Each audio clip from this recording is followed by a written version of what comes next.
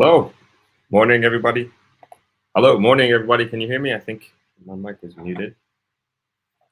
Welcome to another live Sunday live stream. Today we have two topics of discussion, really two main topics of discussion, I should say. We're going to be talking about Christmas in Jamaica, and I get to share a little story with you about my experience being in Japan as an ambassador for Jamaica as an athlete, and then also on the nonprofit side with my family's nonprofit organization, NEAT. So it should be hopefully an interesting live session that we have here today. So good morning, good afternoon, good evening, wherever you are chiming in. Thank you for joining today. And as usual, I don't like to delay anything. I just like to hop right into the subjects. So to start with Christmas in Jamaica, I've been getting a lot of questions as it relates to what it's like to be in Jamaica during the holiday season, and before, and a few live sessions that we've done before. I always say that Jamaica, Negril specifically, it's one of the most, I guess, welcoming and warm places that I've experienced Christmas and also New Year's. And they do. I don't know if they're having it this year, but normally, of course, they have the grand markets in the different towns all over Jamaica. The closest towns to Negril are Sab and Lucy, and that's where they have the grand markets. Which, of course, the kids love it and love going there and walking around in the middle of the night and enjoying the holiday season, specifically Christmas time. And in the tourism section or in the tourism industry, a lot of people do like bringing their families down. For us, the travelers, we've had many guests and many families. It's just become their annual tradition. And of course, the last couple of years, many people have been unable to do that and unable to experience that. And hopefully this year, they'll be able to come in. And I know we're for that season, that time period, specifically the 24th to the 2nd of January, 24th of December to the 2nd of January. We are fully booked. And as I was alluding to the last few live sessions that we did, if you haven't booked your hotel for Negril or your accommodations for Negril or Jamaica in general, I'd say do that as soon as possible if it's something that you're thinking about doing coming down for the holidays, because it's just a really high in demand season. And there's a lot of course, pent up demand with the pandemic and people being unable to travel for the last couple of years. So again, my recommendation is to try and book your accommodations as soon as you possibly can if you haven't done that already. And as I was alluding to earlier, it is a lovely time of year and a great way to celebrate Christmas, and then of course bring in the New Year's. And with other families that are there, that come down every year. They even bring their gifts and everything and pack them, of course, and we've seen a lot of kids and families grow up and grow together during this season. So really just advocating for Christmas in Jamaica. And it's better, especially if you're in the Northeast or in Canada, it's better than being in the snow and being in the cold, right? Better to be on the beach and celebrating and enjoying the family and enjoying the festivities in warmer weather. At least for me, at least that's what I would think at during that time. So, are you guys gonna be anybody in there? Gonna be coming down for Christmas? Gonna be in Negril in Jamaica during the holiday season, during the celebrating New Year's? I'll be there, of course, and I'm looking forward to that. And I know a lot of people said before that they're going to be there, and hopefully I get to meet some of you if you are going to be down for the festive seasons. It should be a nice time, and hoping to meet some of you. So what I want to do now is hop into, unless we have any Christmas questions, and of course at the end we'll open it up to questions. So any questions that anybody has, you can put them in the comments, and we'll try to get to them as soon as possible. But for right now, I'm going to hop into the Jamaica, Japan experience. Let's see if we can get that in there. Oh, look at that. It works. Let's see if we can get a full screen here. No. I've never done this before, so let's see if we can get things going. So please feel free to, if you have any questions, to put them in the comments. And like I said before, we will try to get to them as quickly as possible. I also should have mentioned that this stream is going to be a little bit shorter than normal because I do have to go to a family brunch. I'm in Brooklyn right now, and so of course it's a good opportunity to meet up with family and friends, and so we'll be doing that this afternoon. So we'll have to cut the live stream just a little bit short, and that's also why we're starting a little bit earlier than normal here. So I just wanted to put that out there. Okay, so just putting that comment on there. Thank you for commenting. Journey with Nurse T. Marie, talking about her experience in Jamaica during Christmas. But I'm just going to hop into the Japan presentation. And so I'm not sure if many people are aware, I had the opportunity to represent Jamaica a couple of times in a row. 2017, no, excuse me, 2018, 2019. Yeah, I got the wrong date on there. 2018, 2019 marathon. So I Jamaica, specifically Westmoreland and the prefecture of Totori in Japan. So Westmoreland, Jamaica, Totori, Japan. They have a brother-sister relationship where we exchange everything from athletics to social programs. So we have Jamaicans who are before the pandemic, that is, we had Jamaicans in Japan who were working in the government. We had Japanese who were in the Jamaican government working with us. I guess you could call it interning, if you will.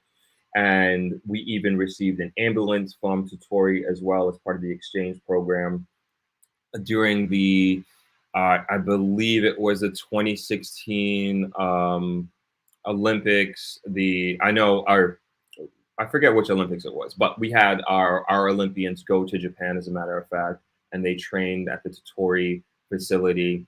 And anyway, with the exchange program, we have a marathon exchange program, and I had the opportunity to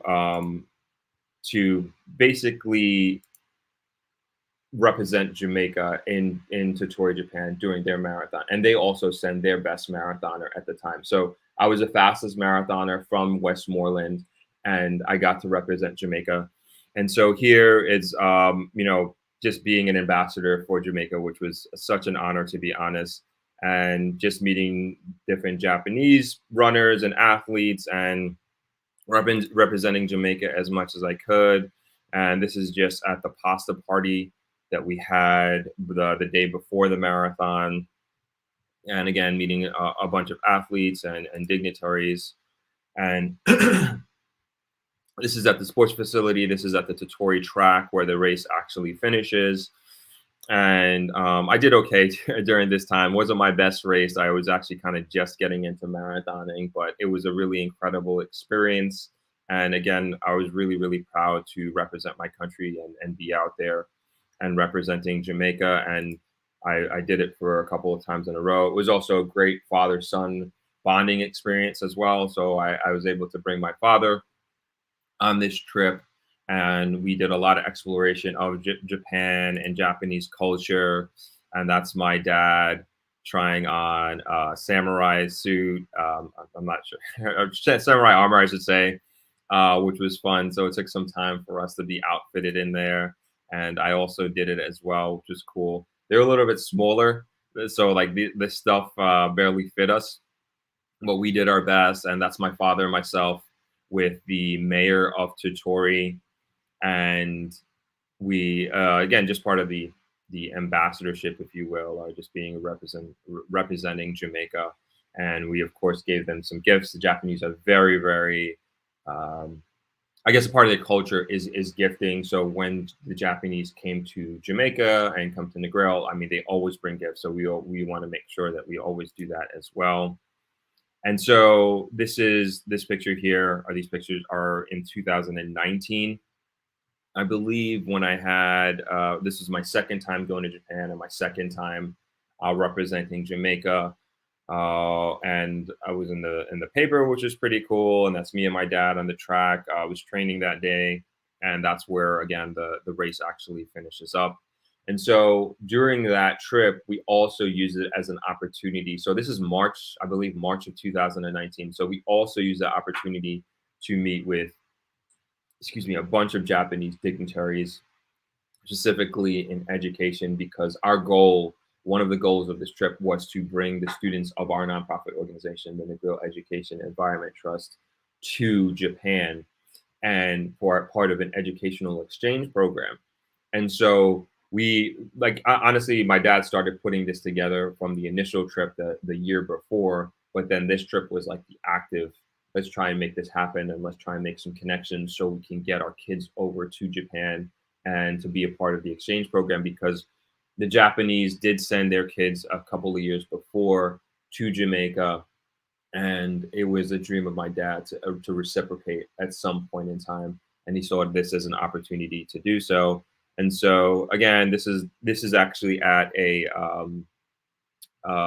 school. I forget the name of the school. I'm sorry, but they're sumo wrestlers. So this school is known for sumo wrestling, and these are high school kids. Unfortunately, I can't show the pictures of the kids because they had strict rules about like taking pictures and publicizing pictures about with students.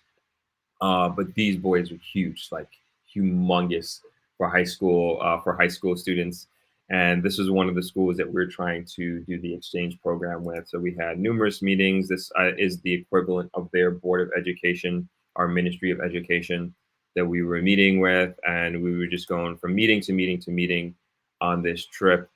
This is after I ran the marathon, and just trying to make the trip happen, trying to get our students to come to Japan and see if it was possible. And we had translate. It was a pretty cool experience, you know. It was like, because they didn't speak English. Obviously, we didn't speak Japanese. We had translators working through all the differences and making sure we had that they had the nuances of what we were trying to accomplish. And of course, giving out Jamaica gifts, giving out neat gifts from our nonprofit organization to the different dignitaries that we were meeting. And then finally, that year, August 2019, we were able to make it happen. And this, I believe, is in LA with all the students. We finally met up with them. I came from New York, I believe. They came from Jamaica. We came from all over, and we finally met on this bus transporting us to on our final flight, our final leg of the trip to Japan, which was pretty cool. And there in the middle, the gentleman there, if you can see with the glasses on, that's Dennis Hawthorne. He just an incredible person who helped really sponsored it up front of the trip, as far as the financial cost of it, and that's how we were able to afford it. And so big shout outs to Dennis Hawthorne and Dennis Shipping for helping make this trip happen. And this is the students at the Totori Stadium, and we did a bunch of athletics, and we did some races together, which was a lot of fun. We also went canoeing with the students, and you know, this is a really important, I would say, special trip for them. Most of the kids who were on the trip, they had never been on an airplane before. In addition, I remember we were in Tokyo. We traveled from Totori to Tokyo, and I didn't realize that none of them had actually been on a train. So we were all standing on the train, and when the train started to go, like nobody was holding on to anything, and literally all the kids fell. And I was like, I know, I'm upset. I was like, what's wrong with you guys? You never been on a train? And they're like, no, we've never been on a train. I was like, oh my gosh. So you just, especially being from New York, just kind of take those things for granted, and these little nuances and little experiences that they had mean so much and will be so impactful on their life.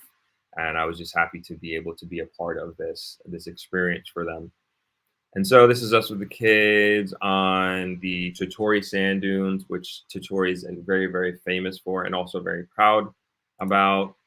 And then we also did a student exchange, a family stayover program. So our students stayed with Japanese families for a night, which they all really enjoyed, and they all said that that was the favorite part of the trip, is staying with the Japanese family. Again, another impactful experience that the students had, and it also gave us a break from the students for a day, which we didn't mind at all. So Yeah, this is us having a dinner and doing basically like the meet and greet and getting the students comfortable with the families and matching the families, which was already done, but like obviously meeting them and making sure that they're comfortable with each other, which they were, and everything worked out well. Another part of the exchange program was cooking lessons. So they made, unfortunately, I don't remember the name of the meal, but they made a traditional Japanese entrees, our meal, I should say. And we all sat down and broke bread together, which was nice. And it was just, again, the language barrier. There was the Japanese didn't speak English, and our our Jamaican students spoke a little bit of Japanese because we did do Japanese lessons in preparation for the trip. So they were able to say their name, hello, very, very basic. But it was just cool to just see these young people interacting with this huge language barrier and doing their best to try to understand and work through making these recipes. And it was just heartwarming to see and to experience firsthand, at least from an observational perspective. And this is the students with the mayor of Totori, which he was very happy about and proud to be a part of this exchange, as were we, and everybody was happy to take a picture with him. And so this is actually one of our NEET students. So her mother is Japanese, and this is her Japanese family who she hasn't seen in I don't know how many years. But they when we were in Tokyo. They came out to the hotel and they met with us, and it was so awesome. And this young lady, oh man, so proud of her. We were in so she does speak a little bit of Japanese. She probably speaks the best Japanese out of all the kids. And multiple times I had to lean on her in the airport and just ordering food. She would just help me out with translating because amongst once we left Trattori, we didn't have a translator, and we just had to use Google Translate and then also her. And so she helped me out a lot and just with the language barrier and helping us order food and get through the Japanese Tokyo experience, which was cool. So I was very, very happy and that she was able to meet up with her Japan family. I wish her mom was able to come, but I know she was happy that her daughter was able to meet her parents and the rest of her family in Japan. Okay, and yep, this is the last slide. So this is actually meeting with the ambassador to Jamaica in Japan, and this was just the culmination of the trip. And it was a nice to have breakfast with them and close out the trip by meeting them, and they were very, very happy to have us. And that's pretty much the Japan exchange program, which was nice. And it's just kind of incredible because I started out, this all started with running. And it's like one of those things like you never know when you start on a path doing something what it can lead to. And I ran my first marathon in 2016, which was Reagan Marathon in Negril, which was supposed to be happening this weekend, but due to COVID, it was unfortunate that couldn't happen.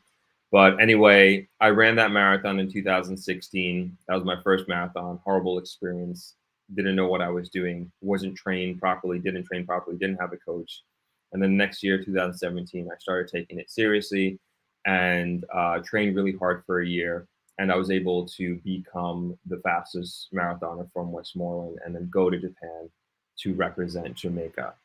And that led to a few years later, that led to bringing a group of 13 Jamaican students to Japan on an exchange program. And I always look back, man, this is like when I first started running anyway, like who would have thought? Like that wasn't something that I was aiming to do or trying to do. And it was just incredible that I was able to use my experience that I had and passion that I had for running, and it turned into an opportunity for a group of young people.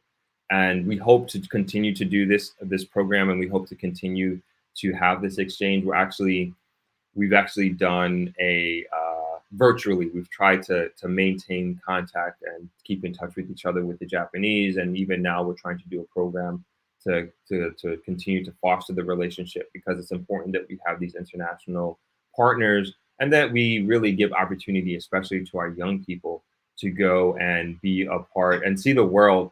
And I know for many of these students, this is probably going to be like their biggest trip for a long time, and maybe even forever. Who knows? But my hope is that this is just the tip of the iceberg for them, and that this opens up their minds and to see the world just in a different light and not just see it from the perspective of Jamaica. I think there's just so much to be gained as far as education goes by actually going on trips and experiencing a different world and experience a different culture and being somewhere that you don't know anybody, you don't know the language, but you figure it out and you work through the problems. And they were able to do it within a controlled environment. And so again, as from an organizational perspective of needs, we are trying to go back to Japan as soon as humanly possible. We're trying to go to take the kids to Cuba. We do about 4 trips to Disney World a year for our best performing students. And I think this comes from my father, because he always tells us that the greatest education that he's ever had is traveling, and that's part of the reason why our hotel is called Travelers Beach Resort. And nor like before me and my brothers took over, you can see my dad's worldly travels through the different paraphernalia that he's brought from all over the world, whether it's paintings, sculptures, whatever have you. And to him, again, this is how he's been able to uh, to build his organization, both the profit and non-for-profit organization, is because of travel. And so he brings that passion to the table for the students that we have in need, and he wants to give them as much exposure through travel as humanly possible. Hence the 4 trips to Disney World, and he incentivizes it by making sure incentivizes their education that like to be the best student that they possibly can by adding on a trip to Disney World if you are a high performer, or if you are a high performer that we go to Japan. And so we want to do Disney World. We're trying to do Cuba and even Africa at some point. But who knows with this with how COVID is going right now, if it's going to be possible or not. But yeah, that's my trip to Japan, several trips to Japan, and I hope we get to do it again soon, and I hope we get to bring some more students on board in the future. Who knows? Keeping our fingers crossed for 2022, to making some type of trip happen for these students in particular. So if you have any questions, I'll open it up to questions, whether it be about Japan or about Jamaica in general. I'd be more than happy to answer. As I mentioned before, I am going to be cutting the live stream a little bit short today, just because I have a few things to do right after this. So any questions, please let me know. Got a comment from Chelsea. Good to see the 2 countries cooperating and have a great cultural exchange. Well done, Throp. Thank you. It is a good cultural exchange, and as I mentioned, and I should mention. So in 2000, normally what was supposed to happen for the 2020 Olympics, Japan, or should I say, Totori was the actual main training ground, scheduled the main training ground for our Japanese athletes. So they were actually going to be staying in Totori, training there in the facilities that I showed you, which is there. It's really, really awesome facilities. They actually have 2 full 400-meter tracks. They have several gyms, pool, you name it, anything that you need as an athlete to train, recover, recoup, they have it there. But that was supposed to be the hub for all the Jamaican athletes. But unfortunately, because of COVID, like that didn't happen. And so it was kind of cool to be there before that. And the Japanese, especially in Totori, they were like so proud to be hosting Jamaicans.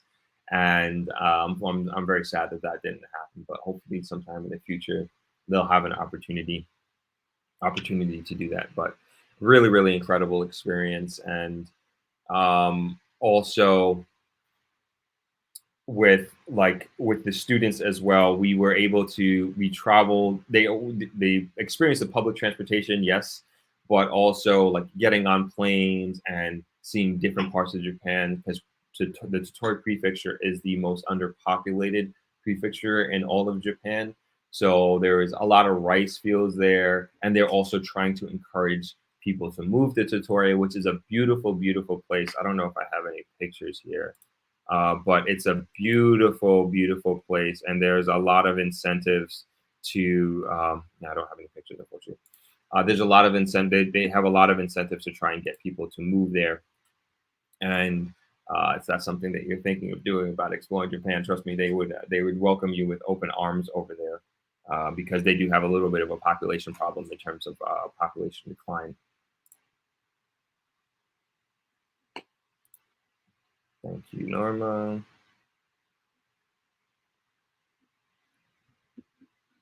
All right. So yeah, like I said, we are in the Q&A portion. If you guys have any other questions, let me know, or else I'm just gonna keep talking, which I can do. Garvin, welcome. Let's just say hi to a few people here. Miss Nisa, welcome.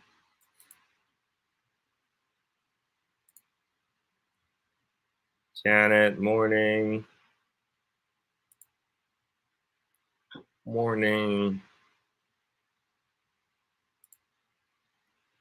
Rockman, my shirt. I actually got this in Japan. I have a matching hat, but it says Tokyo on it. Yeah, unfortunately, that you'd have to go all the way to Japan for this one. Morning, everybody.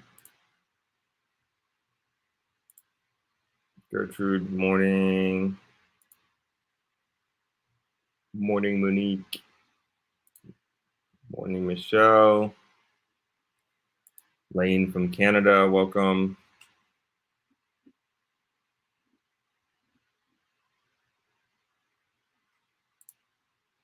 Ash, happy holidays. Thank you for joining. Thank you for joining.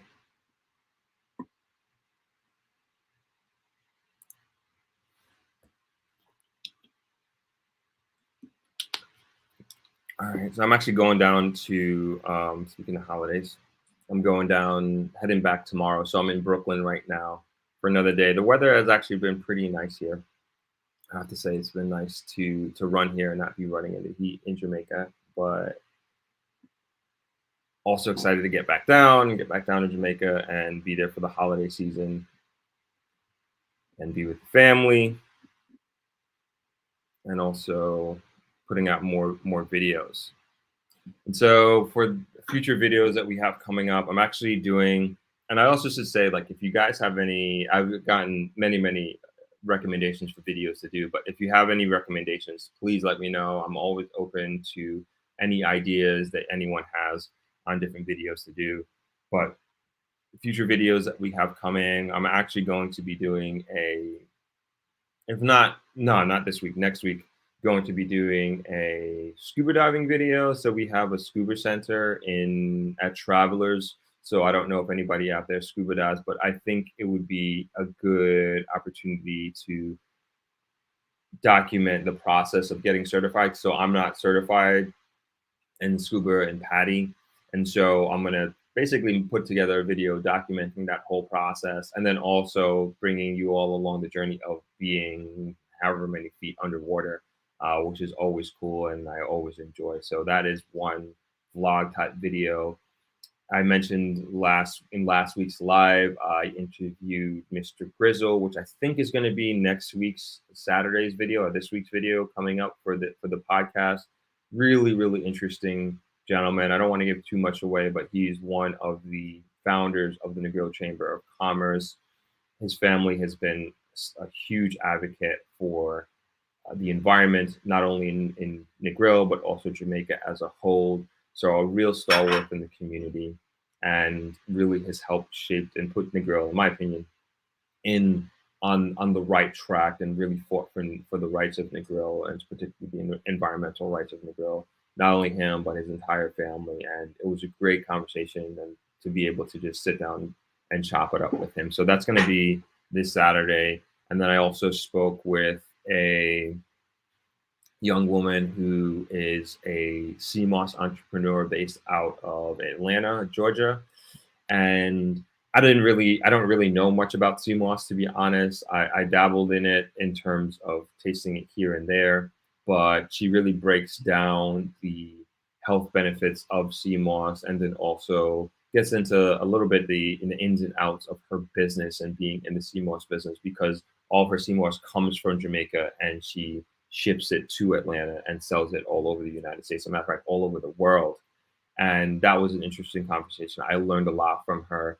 And I think that's something that you all might be interested in, like the health benefits of it, and then also like the business side, which also made me really, really curious about how she's marketing, how she's selling, what her clients are like, and also why Jamaica. What's so special about Jamaican CMOS? Because I understand that that's one of the the most sought after types of CMOSs in the world.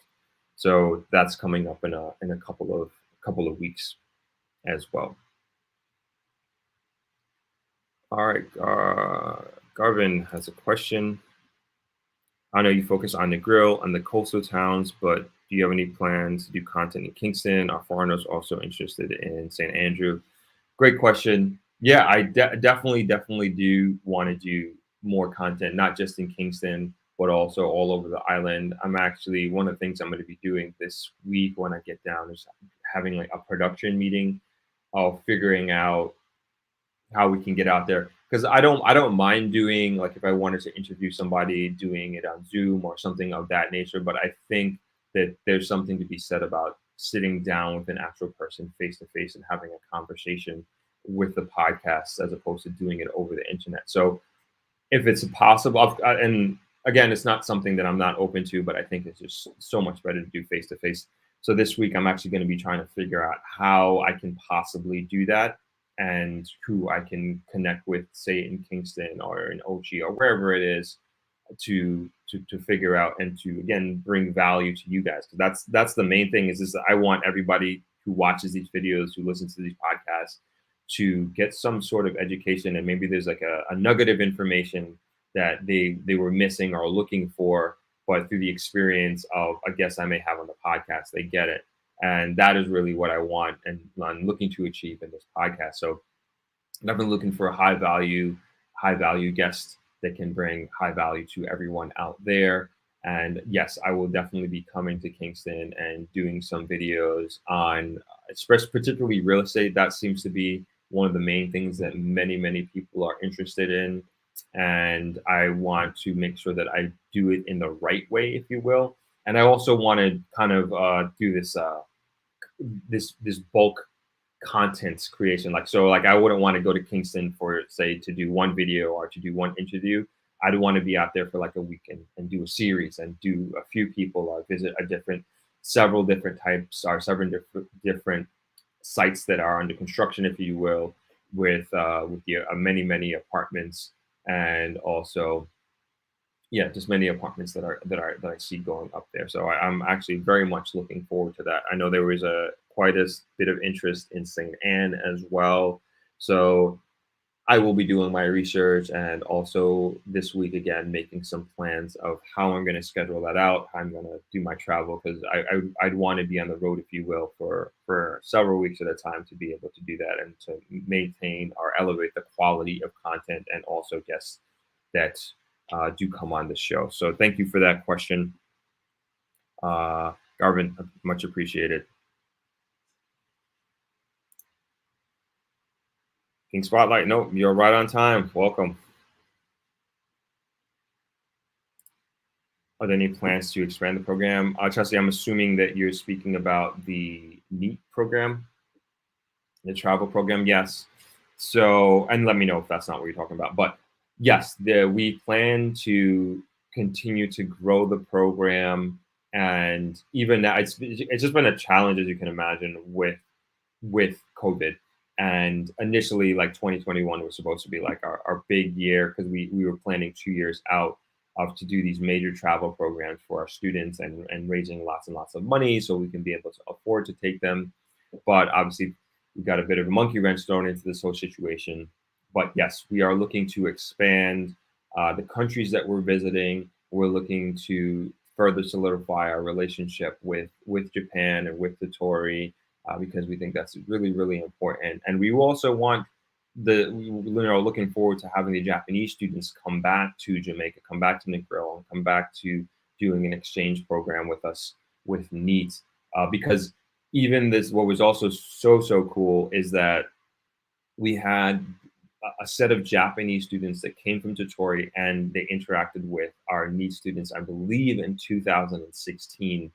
And then when we went to Japan in 2019, they were young adults at that point in time, actually of a few years older, and they were out of school, out of their program. I believe they might have been in university, even in university at that time. But it was just so cool that they took the time out to come and meet us again and meet our students. And these are the type of exchanges that we want to, and interactions that we want to foster and that we want to encourage. And so, yeah, we're looking to expand the program in that way. And as I mentioned before, we do want to go. We're planning to take our students to Cuba next year, hopefully, and then the big trip for us will be Africa, Ghana specifically, is what we're looking into to taking our students, which takes a lot of logistics, a lot of planning, obviously a lot of money as well. But nonetheless, we are in the planning, active planning stages of trying to make that happen. Thank you for that question, Chelsea. Norma started buying CMOS from I was a kid to take to my mother in the country 40 plus years ago. Bought it from a Rasta across the train track in Mobay. Uh, yeah, I've heard many stories of that nature, and the nutritional impact that CMOS has had on individuals. And I definitely want to make it part of my personal diet on a day-to-day basis. And even when we I shot the video, that was like my first time really taking it, like in a few days in a row. And you feel a bit of a difference. I don't know if it's placebo, but I felt like I did. And I can only imagine being on it and taking it on a regular day-to-day basis. The health benefits that you can have on your system and on your body for long term. But yeah, great nutritional advantages there. Thanks for the comment, Garvin. We appreciate it. All right, we're going to only be going a few minutes longer here, as I mentioned, just because I do have to get going a little bit after this. So, any questions anybody has?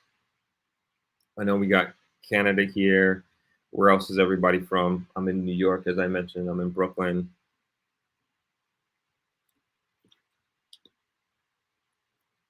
I know this is earlier. This is a couple of hours earlier than we usually do. So I understand not as many people are on, which is cool, but really happy to have all of you here and being a part of it. I know I said this last week, but man, super thank you guys for the 10,000 subscribers on here. Quite a feat, to be honest. Never thought that I'd be here. So continuing to push the brand and push the channel, and so I appreciate everybody sharing it and just supporting the channel, just even by watching it, even just by being here. So thank you guys so much for that. Really appreciate it. Also, if you haven't seen, I released another podcast yesterday with Lucinda Kay, and especially that we're on here talking about the nonprofit world. She is part of an organization called Great Shape Incorporated, and man, they affect thousands of Jamaican lives every year by the camps, if you will, that they put on, by physically coming down to Jamaica, donating materials. They do dental care, eye care, education. This year they've been mostly focused on education, and they came down, I believe it was in September, and their main mission in Negril, and specifically with NEAT, was to go after the students who had fell behind because of COVID.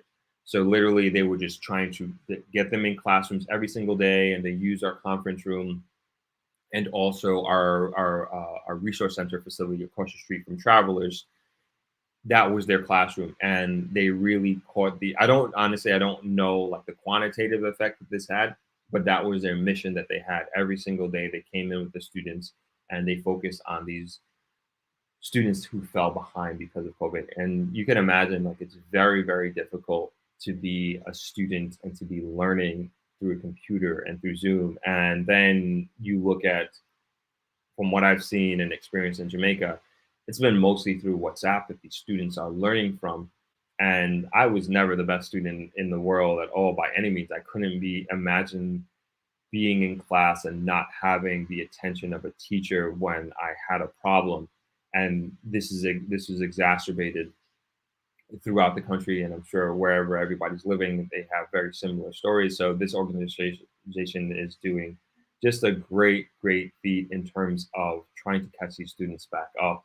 And Lucinda, in the interview that we had that I released yesterday, she goes into all the details about how she came to Jamaica and how her family started the organization, which was in '86 unofficially after Hurricane Gilbert had come. They had came down here on one of the first planes and brought a bunch of duffel bags and tried to help their friends and the community then, and with the relationships that they fostered in previous years. And it just built from there. And they're this massive organization that also works very closely with the Sandals Foundation, of course, with NEAT and many other schools and organizations throughout Jamaica. And we had just a great conversation about what her organization does and what she does, and little tidbit conversations and experiences that she shared in terms of the impact that she has personally had and her organization has had in Jamaica and on students specifically. So I really encourage everybody to watch that video if you haven't. So that was released yesterday, and it's on my channel. And that was my interview with Lucinda K. All right.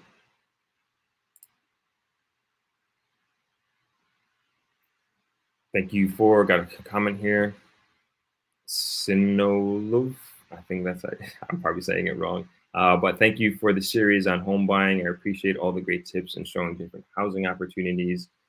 You're very welcome. I plan to continue actually to do that more often. Like I really want to make that a big part of the channel because I see that people are so interested in it, and I also realize that from the comments and questions that I get in the comments that people are really interested in like the nitty gritty, fine details of financing and percentage points, square footage, like all these details. So which I am totally into as well. And so I'm really happy to see that. And I feel like a lot of people, at least in the comments, like they're speaking real estate language. So I guess I shouldn't assume this, but like, I mean, a lot of comments are showing that like people are super educated in real estate globally and more, and I would even say more than I am in many ways. And so that just gives me a lot of encouragement and motivation to continue to go down that line, and also to really get into the weeds of all these details. So now basically I'm not afraid to do that anymore because I understand the mindset of the audience. So I'm going to continue to go down those details and also bring more real estate and get behind the curtain, behind the veil of what it takes to buy property and the financing and all, like soup to nuts. What does it take to buy a house, right? And what does it take to build a house? We're definitely going to be getting to that, especially in early 2022, because I'm super passionate about that stuff. Thanks for the comment, Yvonne.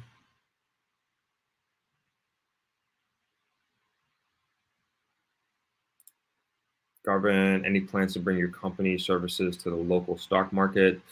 No plans. It's something I never thought of having a publicly traded company or anything like that. That would be pretty cool though. But I do plan on expanding the company, especially on the production side.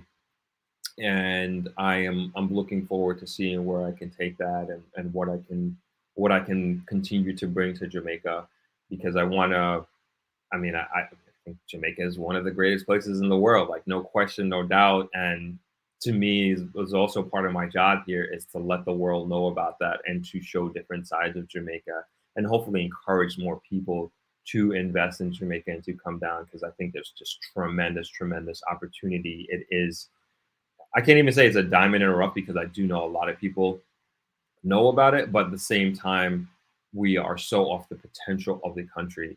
And so if I can do a better job in accelerating that growth and accelerating us to get to that potential and to get to that mountain peak, then I'm all for that. So as far as the expansion of the company and what I'm doing here, I'm going to continue to go down this path, and especially on like the video and audio production side of things, like that I have really big plans for that, and I see tremendous opportunity. I see tremendous potential on that side, especially on the creative side of Jamaica, because there's so much talent down there, down here. It's just incredible, and it's just about, I think, is giving opportunities to these incredibly creative minds that are down there.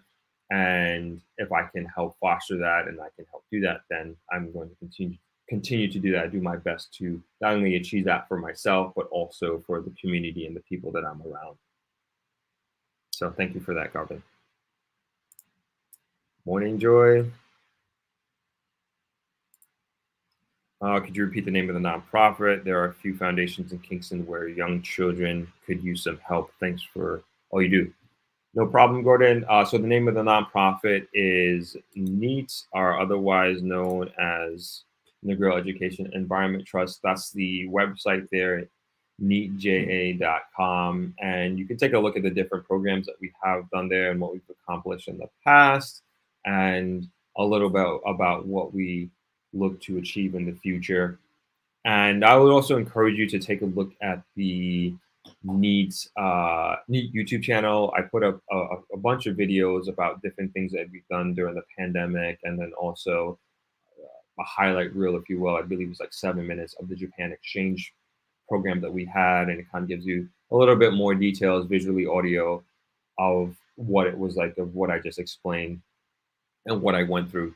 And so please, yeah, if you want more information, I would say go to the website and then also the YouTube channel as well. And I believe with the video that I did of, as I was alluding to before, about continuing the relationship virtually between Japan and Jamaica, they had sent us a video last year of, they're just like super happy and proud to be a part of this Jamaica exchange program. So they did a highlight video, and then we did a highlight video as well, and we sent it to them last year. So that's also on my YouTube channel. And if you want to see more about that, you can take a look at those videos, both the YouTube channel for NEAT and then also on my channel as well. Good suggestion, Chelsea. Yeah, I definitely want to figure that out, how we can continue to use the diaspora to help and be like very more specific about it, and make it easy for you all to help in different ways. And so I'm working with my father on that, about figuring that out and how easy it is. I know one thing that we're trying to do now is we have a tablet program, and that's what many of the students are using for as their educational tool, not necessarily a computer, but a tablet. They're just cheaper, more functional than a computer, and easy to get in. And basically, every time I come to New York, we have friends coming down to Jamaica. We ask them to bring a tablet. And so that's one way that you can immediately help, is through donating a tablet. We use the Amazon Fire. I don't remember the name, but it's basically the Amazon Fire tablet. They're $49 US, and we bring them down, we distribute them, and then within our tablet program, the students are actually, in order to get the tablet to take home with them, they have to go through our tablet program, which is an 8-week course that we teach of not only really, it's more than just school stuff. It's really, I would say, life skills that they're learning through this program. But we use the tablet as an incentive, and we use it as a tool to draw them in. And it's not just the students, the parents. You actually have to have one or both of your parents be a part of this program, because what we realized in doing this program over the years is that we may only have the students for 2 or 3 hours on a Saturday morning at Travelers Beach Resort. But what happens when they go home? What happens when they go back to their community? And so it takes a village. That's like our mindset. And so if we're able to bring the parent and have them understand the concepts that we're trying to teach, and that is also reinforced when you go back home, not only by the parent, but also this. And we've had many stories just like this, that the students reinforce what they learned to the parents, and they also hold them accountable for what they've learned in the class, because we have a separate class for students, we have a separate class for parents, but then we also have curriculum where the students and parents come together. And so there is this circular accountability that is created amongst our students and parents in the program. And that is one of the approaches, philosophies that we have with our tablet program. So if you are looking to donate, a tablet would really go a long way, and it would be facilitated through our tablet program that we've fortunately been able to start back up because of the resource center that we have across the street from Travelers, and being able to social distance. And it's also, as I mentioned in previous live streams, also used as a learning classroom facility for students who don't have internet access, or even a device to learn. Morning, CC. Thank you for being here from the UK.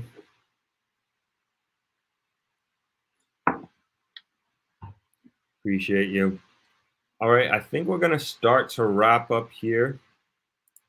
If you all have any other questions, comments, last questions, comments, please let me know. We are going to be wrapping up shortly. I know it's a little bit shorter than usual, but next week I'll be back in Jamaica, back in the studio, and we'll definitely be going the full 90 minutes instead of just under an hour here. But nonetheless, I think we had some good interactions this morning or this afternoon if you're in the UK, like CC. And always, guys, have some great questions. I hope you enjoyed the presentation that I did on Japan. And if you want any more information on the Japan or want more details, again, I would direct you to my channel, and the videos in the channel. I forget the name of it, but it's Japan. It's very clear, Japan exchange program. And then also, the NEAT YouTube channel. There's a bunch of different videos on there, both the Japan video and also different videos, especially talking about, we've done a bunch of different care package programs during the pandemic, and we actually continue to do that, as a matter of fact. So they are all in the NEAT YouTube page. Carly asked, that program sounded interesting. Is there somewhere you have online where you can learn more about the resource center? Yeah, the website, definitely. So the NEAT website, and then also even the NEAT Instagram, the Negril Education Environment Trust. You can see like what we're doing live, and then sometimes we even do live Instagram live, so you can see the class happening live there as well. And also our Facebook page that probably has the most information that we have as far as up to date. You'll probably see on the website more. You'll see previous programs, but definitely Facebook. You'll see live week to week what is happening. So I would encourage you to go to the Facebook page, which is Negril Education Environment Trust. Thank you for that. And then if you guys are in Jamaica and you're in Negril specifically, like, feel free to stop in to the resource center. I'm not sure the exact date the kids go off of break, but nonetheless, we're there. We always have a teacher there as well, so feel free to come in, stop by, and say hello. Thank you. Yeah, we're continuing to, as an organization, just continuing to push through and to grow and expand the program as much as humanly possible. And it's all all done from the public and you guys and donating. So thank you guys for supporting the organization. Thank you. And back tomorrow morning, bright and early. All right, so I'm gonna wrap there, guys. I'm sorry to cut it short. I do have to get running, but thank you all so much for joining this morning and being a part of these live sessions. And as I mentioned earlier, if you have any suggestions on topics, I'm probably actually going to put out a poll this week just to get some ideas of what you all want to see and the type of guests that you all want to have on, the subject matters that you want to learn more about specific to Jamaica or specific to real estate, whatever it may be. I'm more than happy to put these videos, these podcasts together, especially if they're going to bring a lot of value to you all. And so I'll get that poll out. But again, if you have any questions or if you have any suggestions, let's just say of that nature, please feel free to put them in the comments. I try to get to read all of them as a matter of fact and respond to all of them as much as I humanly can. So feel free to do that or shoot me a DM on Instagram at Throp, THROP, and I can respond and we can discuss there. But as I mentioned before, I'm going to try to put that poll out this week so I can get specific data on just a few subjects that I'm thinking about doing and see what the interest level is of putting these podcasts and these videos together. Okay, Gordon has one more question or comment, which I will answer, and then we'll close out. They say, I have many concerns about children learning in unsafe environments, speaking from experience. I'm not sure what do you mean by unsafe? Like, and I mean that by saying like unsafe in today, 2020, like 21, we have like, is it COVID unsafe? Is it like the safety of a child from an adult? Is it the safety of a child from transportation? So there's multi levels of unsafety, of safety that we can speak about. I know from our perspective with the resource center, we have from a COVID perspective, like we've made all the necessary protocols have been put in place with social distancing, with having a nursing station, sanitization, you name it, like it's there in place. And then we also have the inside of the resource center, and then we have I think it's a 40 by 40 tent maybe that's outside. So you really have that open air learning environment as long as it's not too hot. So as far as that safety is concerned, and then okay, I see you talking about crime. Yeah, crime is definitely a safety concern for students. I know parents have a concern with their students going to and from whether it's school or whether it's a resource center like we have. And we try to, there's different programs. I'm actually working on a video for the Rotary Club with Mary Gate of Heaven Church. Like a portion of it is they have this program called Get Kids to School, and they actually bus the kids to and from school every single day, which is a magnificent program. Obviously, everywhere in Jamaica and everywhere in the world doesn't have this. And it's just something that I think the safety of our children has always have to be number one and top of mind, no matter what, whether it's Jamaica or whether it's here in the States, it doesn't matter. That should always be priority. And if there are ways and methodologies that we can implement to just there's just always bad people and negative people and evil people out there, right? And it's just like, what can we do, and how can we do, and what can we do more of to protect the kids as much as possible? But I mean, it is definitely a concern, and it's something that is always top of mind for us in our organization, and we do everything that we possibly can to protect our children coming into our program or even going to their schools, as a matter of fact. So I think that's a valid concern and a valid point that you put out there, Gordon. So appreciate that. What is the price of a tablet? I'm in Florida, $49.99. So that you can actually buy them on Amazon, and I believe they still only have a limit of, you can only buy 2 per person per account because they're in such high demand. So these are the Amazon Fire tablets, $49.99 plus tax. I believe it's going for, and sometimes they'll do discounts where you can get them for $40, $45, I think. So thank you for that question.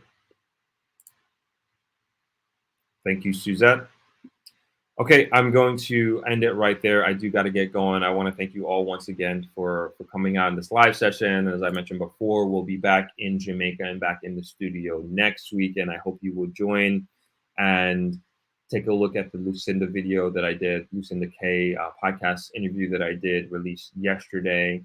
And we'll have Mr. Grizzle on Saturday coming up and I hope you guys check that one out too. Again, thank you all for joining this morning, this afternoon, wherever you are. And I will see you in the live section next week, Sunday at 12 o'clock. We're going to go back to our normal schedule, 12 p.m. Eastern, 5 p.m. GMT. See you. Thank you guys for joining.